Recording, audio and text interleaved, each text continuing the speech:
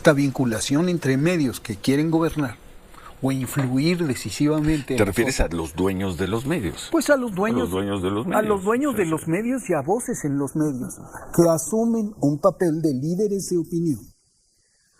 Y lo asumen y se convierten en una suerte de promotores. ¿Qué es asumir el papel de un líder de opinión? No, asumen el papel de líderes de opinión y lo transforman casi en liderazgo político. A ver, ¿pero qué es asumir el papel de líder de opinión? Tienen acceso a los espacios privilegiados en la radio y la televisión. Sí. Espacios que puedes perder de un día. Que puedes perder, pero que en los que muchos... Sobre todo si nadie te escucha o nadie te ve, lo pierdes seguro. Si tú analizas el comportamiento, las grandes figuras de la radio y la televisión llevan en sus espacios muchos años. Han sido muy dominantes. ¿Y a qué se deberá? A su éxito. A su éxito. A que se han comunicado con también un público que no es el público de los... ¿Cuántos votos tuvo Claudia? 35. 36 millones. Que no tiene nada que ver el tamaño, por más grande que es el auditorio de un programa de radio o televisión, no tiene nada que ver con los 36 millones. Son dos galaxias. Pero tienen que ver con su éxito, tienen que ver con su eficiencia, pero también tienen que ver...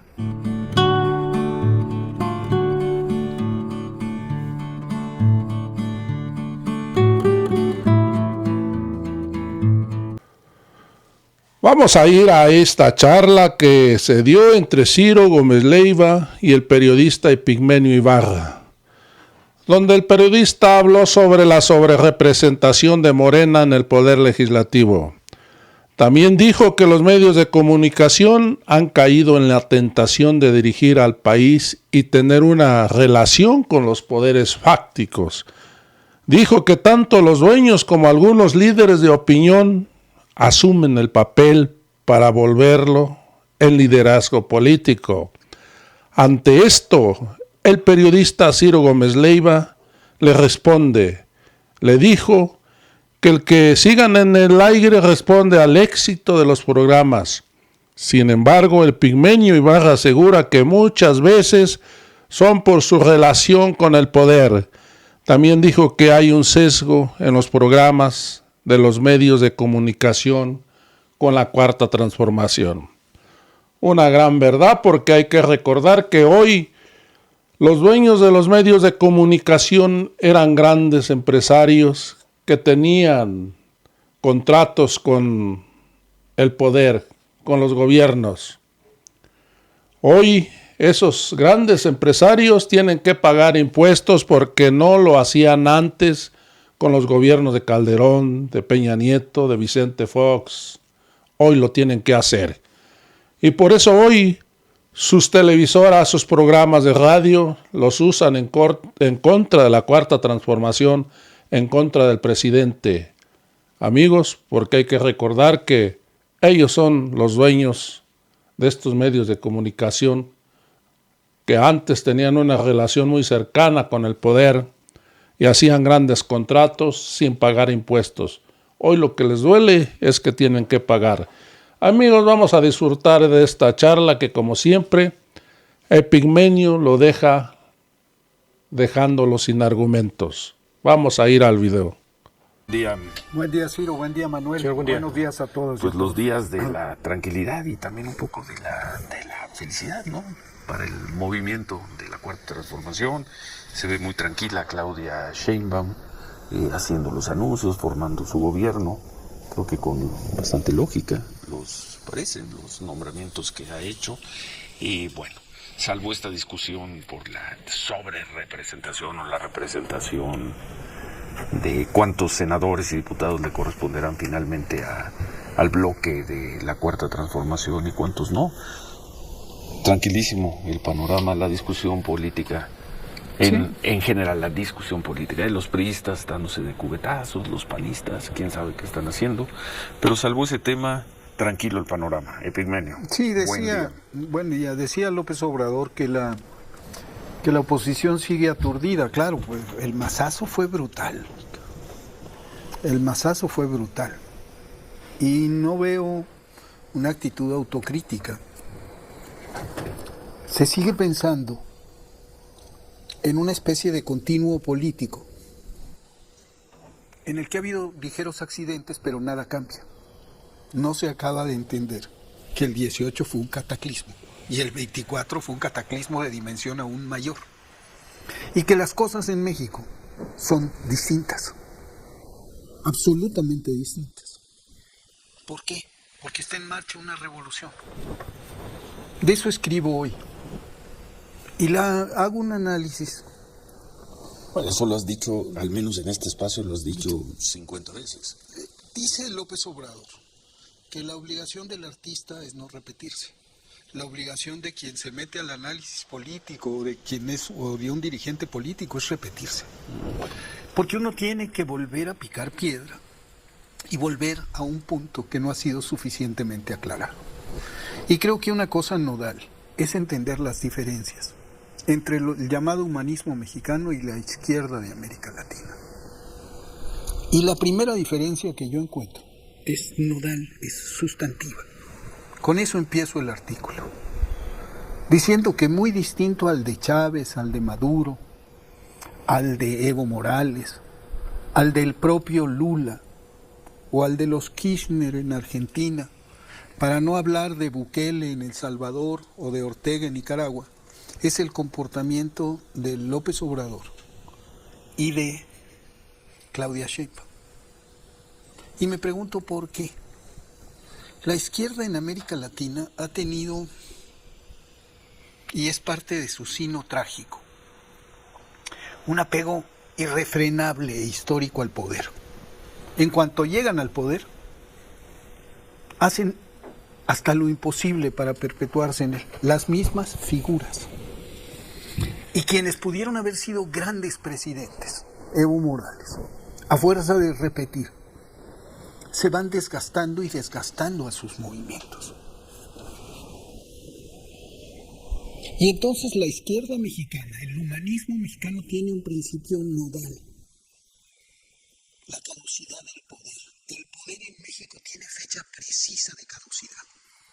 No importa que seas una revolución triunfante, que tenga 60% de los votos, que sea una segunda victoria al hilo, que obtengas una mayoría en el Congreso.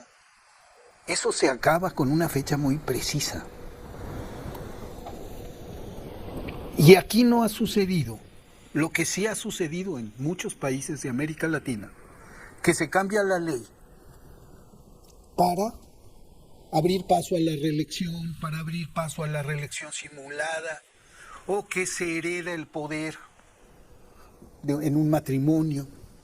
Aquí no ha sucedido ni va a suceder por la naturaleza de este movimiento. Aquí vamos a ver a López Obrador irse y a Claudia Sheinbaum irse cuando le toque. Y vamos a ver, ya lo estamos viendo, a una presidenta que se somete a la revocación de mandato y una presidenta que tiene una primerísima iniciativa para prohibir la reelección en todos los puestos de elección popular, que refrenda esta convicción, este principio nodal de la Cuarta Transformación, que la hace distinta a toda la izquierda del mundo. Es una revolución. No a la izquierda europea, por ejemplo. No a la izquierda europea democrática. Pero ahí voy a otros detalles, también a otras singularidades, pero sí muy distinta de la izquierda latinoamericana. Muy distinta. Y el problema del apego al poder es un signo trágico que ha marcado el destino de la izquierda de América Latina y que ha condicionado incluso sus propias perspectivas de victoria. Grandes movimientos se han convertido en nada o han dado paso a gobiernos de ultraderecha o de derecha. Lo estamos viendo en Argentina. El kirchnerismo condujo a la debacle. Entonces, la Cuarta Transformación tiene características, además de la falta de apego al poder, es el sentido del poder, el origen del poder. Y tiene otra cosa que es nodal, no hay una vanguardia, como suele suceder en la izquierda latinoamericana, una vanguardia intelectual, una ilustrada, que conduzca al movimiento. Es un movimiento que tiene una raigambre distinta, que se mueve desde la base hasta la cúpula. Decía López Obrador que la vanguardia no va adelante, va en medio. Esa es una concepción radicalmente distinta de lo que ha sucedido en América Latina. Muy pocos movimientos lo han tenido. El Ejército Revolucionario del Pueblo en El Salvador tenía esa noción de que la vanguardia no iba al frente, iba en medio. Entonces, de eso hablo, y hablo de una revolución que coexiste con sus más feroces adversarios, en condiciones de absoluta y... Los más feroces adversarios que se expresan en una competencia electoral. A veces limpiamente y otras no tanto. Y a veces no tanto. Y también con adversarios no declarados en los medios. Adversarios no declarados en los medios, que dicen actuar desde el punto de vista estrictamente periodístico, cuando no es así. Más que adversarios en medios, los medios buscan un auditorio, y si ese auditorio lo reprueban, desaparecen. Los medios no están también, no están en una competencia contra el poder. Ciro, en este país los medios han caído muchas veces en la tentación, no de buscar una audiencia, sino de dirigir a la audiencia y de dirigir al país. Todos los medios en el mundo tratan de tener la mayor audiencia posible. Pero hay una perniciosa involucración de los medios en el poder, y la hubo durante muchos años. Hubo una conexión. ¿Te refieres a quién? ¿A Televisa? ¿A todos Ricardo los Salinas medios, Pliego? a la gran industria mediática en este país. Vamos a una pausa, tenemos que hacer corte y regresamos con ese tema polémico, controvertido. 8:20, nos quedamos 8:25. No, hablábamos de las características. Que nos escriben por ahí, dicen que quieren polémica. Pues no, tampoco es a ver qué pues polemizamos. Pero bueno, venga. Hablábamos de las características de este proceso de transformación, que me parece que es único. Hablábamos de la relación con el poder mediático. Sí. Decía yo, y tú no estás de acuerdo, que el poder mediático ha tenido en este país una vinculación perniciosa con el viejo régimen. Perniciosa. Y yo creo que es uno de los lastres más profundos para la democracia en nuestro país. Esta vinculación entre medios que quieren gobernar o influir decisivamente. ¿Te refieres a los dueños de los medios? Pues a los dueños de los medios. A los dueños de los medios y a voces en los medios, que asumen un papel de líderes de opinión. Y lo asumen y se convierten en una suerte de promotores. ¿Qué es asumir el papel de un líder de opinión? No, asumen el papel de líderes de opinión y lo transforman casi en liderazgo político. A ver, ¿pero qué es asumir el papel de líder de opinión? Tienen acceso a los espacios privilegiados en la radio y la televisión. Sí. Espacios que puedes perder de un día que puedes perder, pero que en los que muchos... Sobre todo si nadie te escucha o en nadie los que te ve, muchas lo pierdes de las seguro. Si tú analizas el comportamiento, las grandes figuras de la radio y la televisión llevan en sus espacios muchos años. Han sido muy dominantes. ¿Y a qué se deberá? A su éxito. A su éxito. A que se han comunicado con un público que no es el público de los... ¿Cuántos votos tuvo Claudia? 35. 36 millones. Que no tiene nada que ver el tamaño, por más grande que sea el auditorio de un programa de radio o televisión, no tiene nada que ver con los 36 millones. Son dos galaxias. Pero tienen que ver con su éxito, tienen que ver con su eficiencia, pero también tienen que ver con su devoción incluso al poder. Devoción al poder. Incluso al poder establecido, a sus relaciones con el viejo régimen. A ver, una pregunta. Yo sigo pensando que ese es un tema más de dueños de medios de comunicación, pero vamos a tomar el caso de Fórmula, de Radio Fórmula o de este programa. Yo en este sexenio nunca vi al presidente López Obrador, jamás lo vi. Una vez, a mitad del sexenio, platiqué con Jesús Ramírez. Y a los funcionarios del gobierno los he visto solo algunos aquí en entrevistas y demás. Y aquí estamos, está terminando este sexenio. ¿Cambió? Estamos haciendo básicamente Lo mismo que hacíamos antes de que empezara este gobierno. ¿Cuál relación con el poder? Y probablemente a juzgar por los indicadores de audiencia, habría que revisarlos bien, probablemente hoy nos escuche y nos vean más personas de las que nos escuchaban y veían en el 2018, sin ninguna relación con el poder, además sin publicidad oficial. Es donde yo digo, no las entiendo. cosas han cambiado. Nuestra audiencia, comparada con la de un electorado en una jornada electoral, por supuesto es infinitamente más pequeña. Las cosas han cambiado. Y además tú lo sabes, en este momento, hay ahorita, 8:29 de la mañana, hay 6, 7...